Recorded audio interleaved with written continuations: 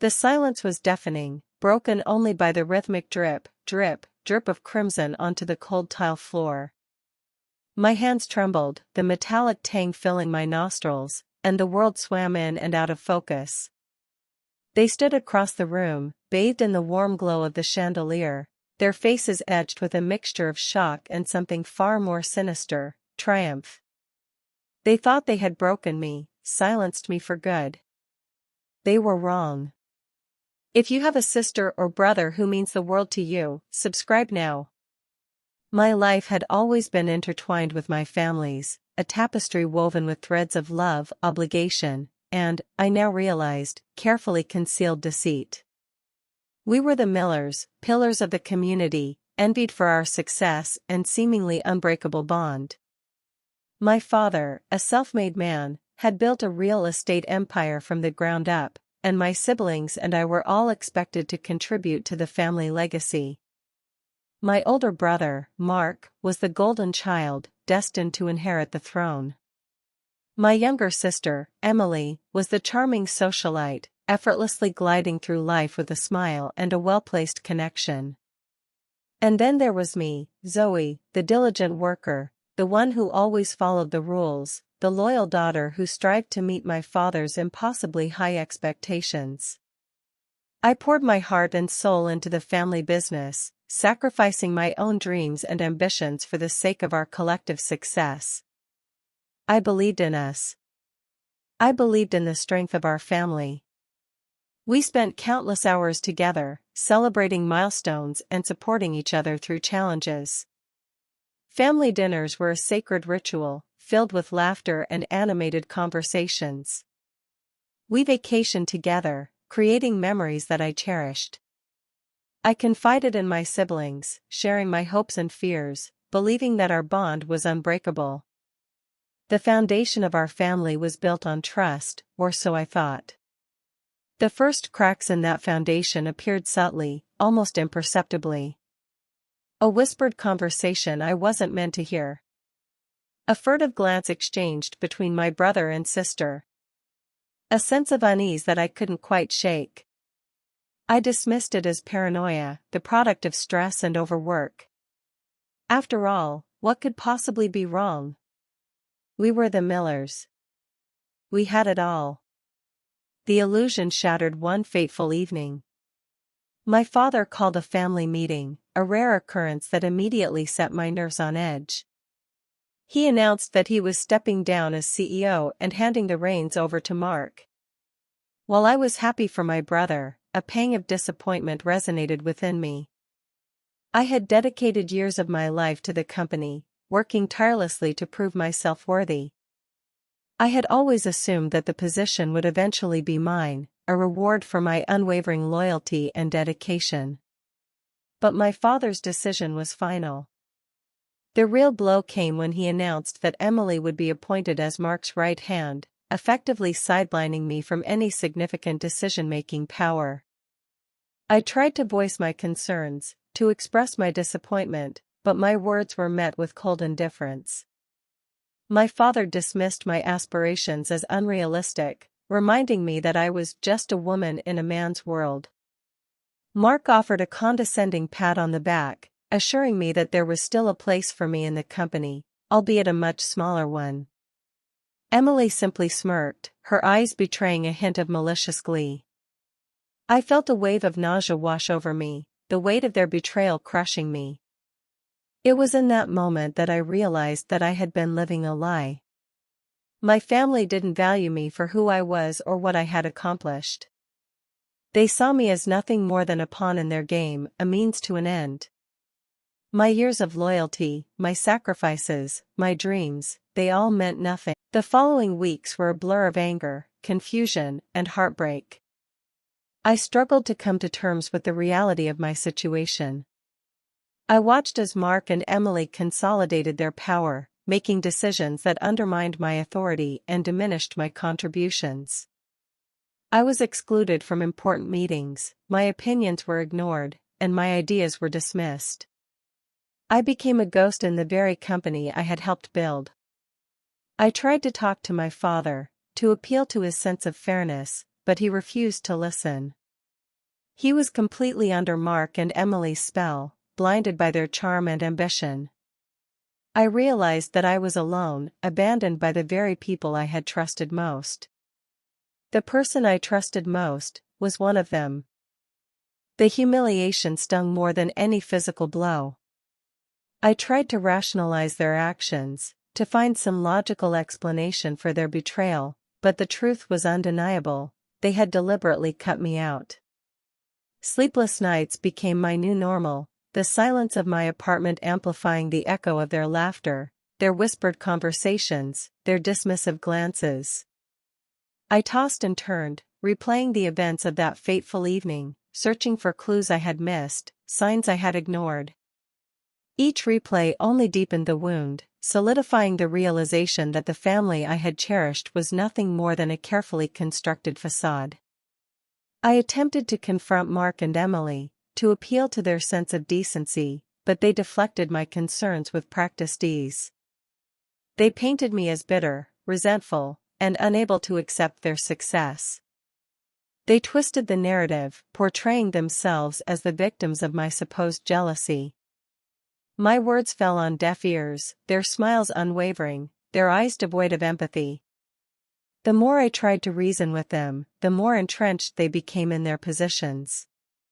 Their manipulation was masterful, their lies woven so intricately that even I began to doubt my own sanity. Was I truly overreacting? Was I simply unable to accept that I wasn't destined for greatness? The seed of doubt they planted began to take root, poisoning my thoughts and eroding my confidence. I started to question my abilities, my worth, my very identity. I had always defined myself by my contributions to the family business, by my unwavering loyalty to my father and siblings. Now that I had been stripped of my purpose, I felt adrift, lost in a sea of uncertainty. I considered leaving the company altogether, severing all ties with my family and starting anew. But the thought of abandoning everything I had worked for, of allowing them to win, was unbearable. I couldn't simply walk away. I had to fight back, to reclaim my rightful place, to expose their lies and reveal their true nature. But how? They held all the power. They controlled the narrative. They had my father completely under their control. I felt like a lone warrior facing an insurmountable army. The weight of their injustice pressed down on me, threatening to suffocate me. I began to isolate myself from friends and colleagues, afraid to confide in anyone, unsure of who I could trust. The fear of further betrayal paralyzed me, trapping me in a cycle of anxiety and despair. I found myself staring blankly at my computer screen for hours, unable to focus, my mind consumed by thoughts of revenge. I knew that I needed to take action, but I was paralyzed by fear and uncertainty. The first step was to gather evidence, to document their wrongdoings, to expose their lies. But doing so would be risky, potentially putting me in even greater danger. They had already demonstrated their willingness to manipulate, to deceive, to crush anyone who stood in their way. What would they do if they discovered my plan?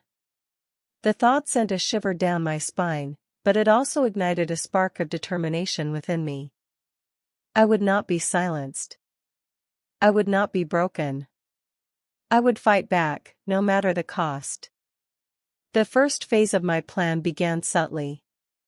I started meticulously documenting every questionable decision Mark and Emily made, every lie they told, every instance of their blatant disregard for ethical business practices. I created a secure digital archive, storing the evidence in multiple locations, ensuring that it would not be easily destroyed or compromised. I knew that this was just the beginning. I needed to find a way to expose their actions to the world, to reveal their true nature to my father and the community.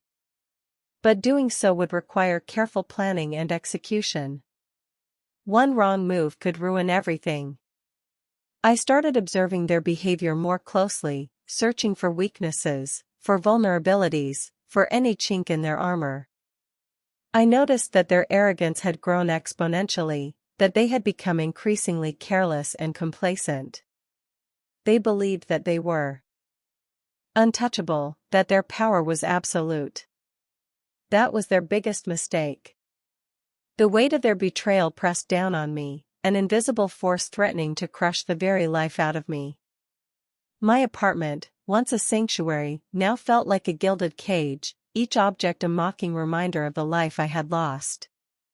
Sleep offered no escape, only a relentless replay of that devastating family meeting, each word, each glance, each subtle gesture of dismissal etched into my mind. The crimson of my rage burned hot, a consuming fire that threatened to incinerate everything in its path. I fantasized about confronting them, exposing their lies, and reclaiming my rightful place.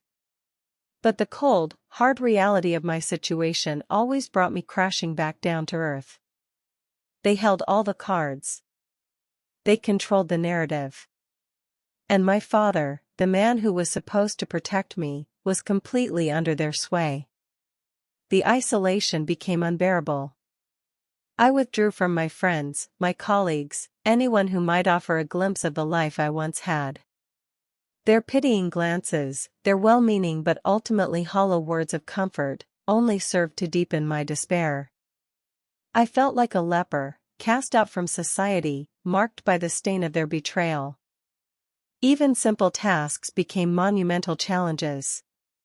Getting out of bed, showering, eating, each action required a Herculean effort of will. I lost weight, my skin paled, and dark circles formed beneath my eyes. I was a shadow of my former self, a ghost haunting the ruins of my shattered life. One particularly bleak morning, I found myself staring at my reflection in the mirror, barely recognizing the gaunt, hollow-eyed woman staring back at me. The spark that had once burned so brightly within me had been extinguished, replaced by a dull ache of resignation. Was this it? Was I destined to spend the rest of my life wallowing in self-pity, a victim of their cruelty? The thought was unbearable. A wave of nausea washed over me, and I stumbled into the bathroom, collapsing onto the cold tile floor. The world swam in and out of focus as I fought back the tears that threatened to drown me. It was in that moment, lying broken and defeated on the bathroom floor, that something shifted within me. A flicker of defiance, a spark of anger, ignited in the darkness. I would not let them win. I would not let them break me. I would fight back, not for them, not for my father, but for myself. The shift wasn't immediate, not a sudden burst of heroic resolve. It was a slow, gradual process, like the first rays of dawn piercing through the darkness. I started small, forcing myself to get out of bed each morning, to eat a proper meal, to take a walk in the park. I avoided looking at my family's social media, avoiding any reminders of their seemingly perfect lives. I started reading again, immersing myself in stories of resilience, of triumph over adversity. I found solace in the words of others who had faced seemingly insurmountable challenges and emerged stronger on the other side. Slowly, painstakingly, I began to rebuild my shattered self-esteem. I started exercising, pushing my body to its limits, finding strength in the physical exertion. I reconnected with old friends, cautiously at first, testing the waters, unsure of whether I could trust them. To my surprise, they welcomed me back with open arms, offering their support and understanding without judgment. I started spending time in nature, hiking in the mountains, walking along the beach, finding peace in the vastness and beauty of the natural world. I began to meditate, learning to quiet the incessant chatter in my mind, to find stillness and clarity within. The anger was still there, simmering beneath the surface, but it no longer consumed me. I was learning to channel it, to use it as fuel, as motivation to reclaim my life. I started researching their business dealings, delving into the intricate web of their real estate empire. I pored over financial statements, legal documents, and public records, searching for any sign of wrongdoing, any crack in their carefully constructed facade. It was tedious, painstaking work, but I was driven by a newfound sense of purpose. I was no longer just a victim. I was a planner, a strategist, a warrior preparing for battle. I knew that I couldn't confront them directly, not yet. They were too powerful, too well connected. I needed to gather irrefutable evidence, to build an airtight case that would expose their lies and bring them crashing down. I began to cultivate sources within the company, quietly reaching out to disgruntled employees, those who had been overlooked, undervalued, or mistreated by Mark and Emily. I listened to their stories, offering them a sympathetic ear and a promise of confidentiality. Slowly, cautiously, they began to open up, sharing their experiences of harassment, discrimination, and outright fraud. I documented everything meticulously, building a detailed record of their misconduct. The more I learned, the more determined I became to bring them to justice. Their arrogance had blinded them, making them careless, complacent. They believed that they were untouchable, that their power was absolute. But they were wrong. Every empire has its weaknesses, its vulnerabilities. And I was determined to find theirs. I started focusing on Emily, realizing that she was the key to unraveling their entire scheme. She was the more impulsive of the two, the one more likely to make mistakes. I knew that she had a weakness for gambling, a secret addiction that she had carefully concealed from my father and the public. I began to discreetly monitor her activities, tracking her movements, her spending habits, her online accounts. It didn't take long before I uncovered a trail of debt, a mountain of unpaid bills that threatened to expose her secret life. This was my leverage. This was my opportunity. The exact day they tried to end me. I exposed the truth. They lost everything. I just smiled. I smiled. I played their game. But I was recording every single move, every single word, every single transaction. The digital age was my greatest weapon, and they were too blinded by their own arrogance to even notice I was wielding it. I turned my apartment into a war room, multiple monitors displaying feeds from hidden cameras I'd strategically placed around the office, disguised as everyday objects. A seemingly innocent pen holder, a decorative plant, even a cleverly modified smoke detector, all recording their conversations, their meetings, their clandestine dealings. The audio quality was crystal clear, capturing every nuance, every inflection, every whispered secret. I also invested in sophisticated data recovery software, just in case they got suspicious and tried to wipe their computers. I wasn't going to leave anything to chance. Securing the digital evidence was only half the battle. I needed to understand the legal ramifications of what I was uncovering. I spent countless hours researching corporate law, fraud statutes, and privacy regulations. I consulted with a former law school friend, now working as a paralegal, feeding her hypothetical scenarios and carefully analyzing her responses. I learned how to properly document evidence, how to maintain chain of custody, and how to present my findings in a way that would withstand legal scrutiny. This wasn't just about revenge, it was about justice, and I wanted to make sure it was airtight. The risk of being discovered was a constant weight on my shoulders. There were moments when I thought they were onto me, a lingering glance, a question that seemed a little too pointed, a sudden change in their routine. My heart would pound in my chest, my palms would sweat, and I'd have to fight the urge to panic. I had to remain calm, composed, and above all, convincing in my charade of defeat. I even started attending therapy, not because I needed it, but to create a paper trail, a plausible explanation for my seemingly erratic behavior. If they ever dug into my personal life, they would find nothing but a grieving, traumatized woman seeking professional help. It was all part of the act. One day, Emily summoned me to her office. Her tone was saccharine sweet, but her eyes were hard and calculating. I just wanted to check in on you, she said, her voice dripping with fake concern. See how you're adjusting to your new role. I forced a weak smile. I'm doing fine, Emily, I replied, my voice carefully controlled. Just taking things one day at a time. She leaned forward, her gaze intense. You know, we really appreciate your loyalty, she continued. And we want you to feel like you're still a part of the team. I nodded slowly, playing along. I appreciate that, I said. Is there anything specific you need me to do? She paused for a moment, as if considering her words carefully. Actually, there is, she said finally. We're working on a new project, a rather sensitive one, and we need someone we can trust to handle the details. Someone discreet. Someone loyal. My heart skipped a beat. Was this a test?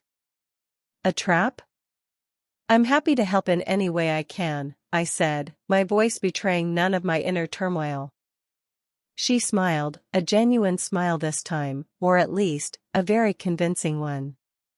Great, she said. I'll have Mark fill you in on the details. As I walked out of her office, I knew that this was a turning point. They were either testing me, or they were about to unwittingly hand me the very information I needed to bring them down. Either way, I was ready. The project, as it turned out, involved laundering funds through a series of shell corporations in the Cayman Islands. Mark explained the details with a chilling lack of remorse, as if it were the most natural thing in the world. He handed me a stack of documents, detailing the transactions, the account numbers, the names of the offshore entities. It was all there, in black and white, the proof I needed to expose their criminal activities. I acted as if I was diligently taking notes, asking clarifying questions, and nodding in understanding. But inside, I was ecstatic. They had just handed me the smoking gun. The anticipation was almost unbearable. I knew that I was close, so close to exposing their lies, to reclaiming my life, to finally getting the revenge I deserved. But I had to be patient. I had to wait for the perfect moment to strike, the moment when they were most vulnerable, the moment when the impact would be greatest. I continued to play my role, diligently carrying out their instructions, all the while secretly gathering more evidence, strengthening my case, and preparing for the final showdown. I even started leaking small bits of information to the press, anonymously of course, planting seeds of doubt in the public's mind, eroding their credibility, and setting the stage for their downfall. It was a delicate balancing act, a game of chess where one wrong move could ruin everything. But I was confident in my strategy. I had planned every detail, anticipated every possible scenario, and prepared for every contingency. I was ready to unleash my plan, to expose their truth, and to watch as their carefully constructed world came crashing down around them. I selected a date. The annual company gala. The night they would be surrounded by their friends, their colleagues, their investors. The night they would be at their most arrogant. It was the perfect stage for their public execution. I knew that the fallout would be messy, that there would be legal battles, media scrutiny, and personal attacks. But I was prepared for all of it. I had spent months building a fortress around myself, both physically and emotionally. I had gathered a team of trusted allies, lawyers, publicists, and investigators, all ready to support me in my fight. I was no longer alone. I was a warrior, armed with truth, and ready to take down my enemies. I spent the final days meticulously preparing for the gala. I finalized my presentation, double-checking every fact, every figure, every detail. I rehearsed my speech, ensuring that my voice would be steady, my words clear, and my message compelling. I coordinated with my legal team, ensuring that they were ready to file the necessary documents as soon as I gave the signal. I even hired a security detail, just in case things got out of hand. I wanted to make sure that everything went according to plan, that there were no surprises, no glitches, no room for error. On the day of the gala, I woke up early, my heart pounding in my chest. I took a deep breath, reminding myself of everything I had been through, of everything I had sacrificed, and of everything I was about to accomplish. I showered, dressed in a stunning black dress, and applied my makeup with meticulous care. I wanted to look confident, powerful, and in control. I wanted to send a message that I was not to be trifled with. As I walked out of my apartment, I felt a surge of adrenaline coursing through my veins. This was it. The moment of truth. The culmination of months of planning, of sacrifice, and of unwavering determination.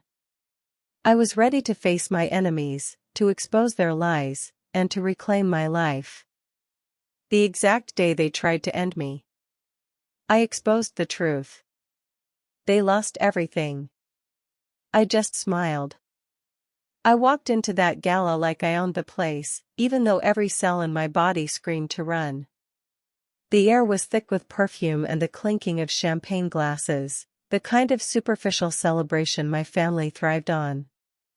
Mark spotted me first, his smile tight, his eyes narrowed with a suspicion he couldn't quite mask. He steered Emily towards me, her face a mask of practiced elegance, diamonds sparkling under the chandelier light. "There's our girl," Mark said, his voice a low rumble. "Glad you could make it." Emily's smile didn't reach her eyes. "We have a little surprise for you later, dear," she purred, and I knew, with chilling certainty, that the game was about to reach its fever pitch. They led me through the crowd, a carefully choreographed dance of fake pleasantries and veiled threats, each step taking me further into the heart of their web. I could feel the weight of the evidence in my clutch, the digital files that held their fate, and the burning desire to unleash it all right then and there. But I had to stick to the plan. I had to wait for the perfect moment. The dinner was a blur of forced smiles and empty conversation. Mark regaled our table with boasts of their latest real estate triumph, Emily chimed in with anecdotes about her philanthropic endeavors, and I played the part of the grieving, grateful niece, nodding along, swallowing down the bile that rose in my throat. Every glance, every gesture, felt like a calculated move in a high-stakes chess game, and I knew that one wrong step could expose my true intentions. As the main course arrived, a hush fell over the room. Mark stood up, tapping his glass with a spoon. "I'd like to propose a toast," he announced, his voice booming through the microphone. "To family. To loyalty. And to new beginnings." He raised his glass, his eyes locking onto mine. "To my niece," he continued, "who has shown incredible resilience in the face of adversity. We are so proud to have her as part of our family." The room erupted in applause, a cacophony of insincere praise that made my skin crawl. I forced a smile, raising my glass in return. "To family," I echoed, my voice steady despite the tremor in my hands. "May we always be honest with each other." The word hung in the air, a silent challenge, a promise of the storm to come. I met Mark's gaze, and for a split second, I saw a flicker of fear in his eyes. He knew. He knew that I knew. And he knew that I was about to end everything. After the toast, Emily took my arm, steering me towards a side room. "We have that surprise for you now," she said, her voice tight. "Something we think you'll really appreciate." My heart pounded in my chest. This was it. The moment of truth. She led me into a small, private office, the door closing behind us with a soft click. Mark was already there, standing by a large screen, a smug look on his face. "We wanted to show you something we'd been working on," he said, his voice dripping with false sincerity. "A little investment opportunity, just for you." He pressed a button on a remote, and the screen flickered to life, displaying a series of charts and graphs, financial projections, and legal documents. It was the Cayman Islands scheme, laid out in all its ugly detail. They were showing it to me. Trusting me. Confessing. "We know you've had a tough time lately," Mark continued, "and we wanted to make sure you were taken care of. This is just a small token of our appreciation." I stared at the screen, my mind racing. They were setting me up. They were framing me. They were planning to make me the fall guy for their criminal activities. The realization hit me like a punch to the gut. This wasn't just about revenge.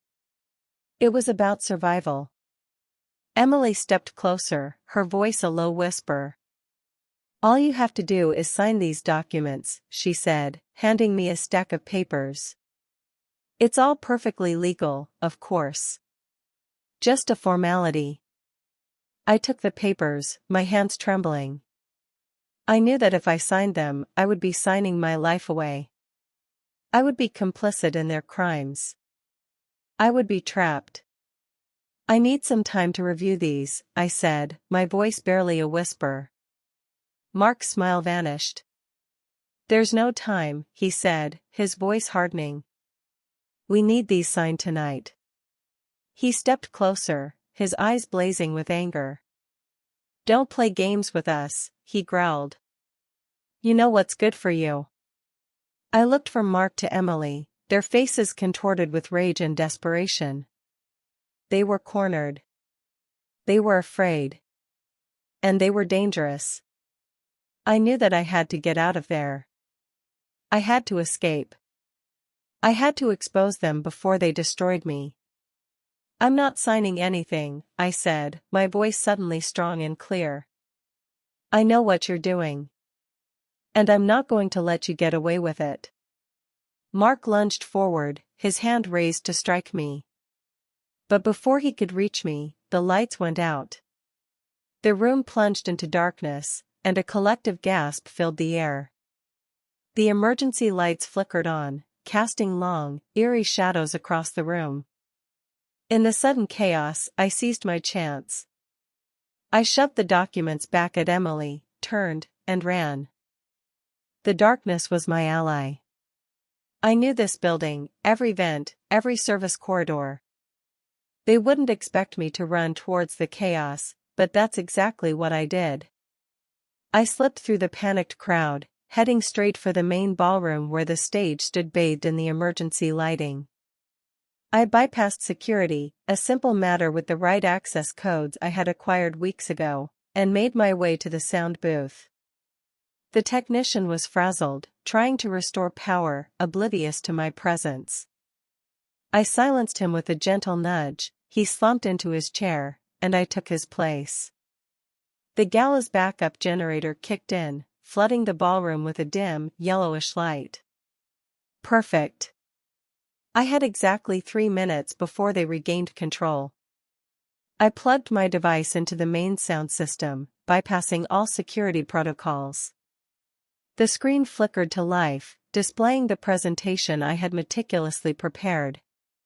It started with a simple title, "The Truth." Then, the evidence began to unfold. Bank statements, wire transfers, Shell Corporation documents, all projected onto the massive screen behind the stage. The faces in the crowd were masks of confusion, slowly morphing into horror as they recognized the names, the dates, the amounts. Murmurs rippled through the room, growing into a deafening roar as the scope of the deception became clear. Emily and Mark burst into the ballroom, their faces pale with terror.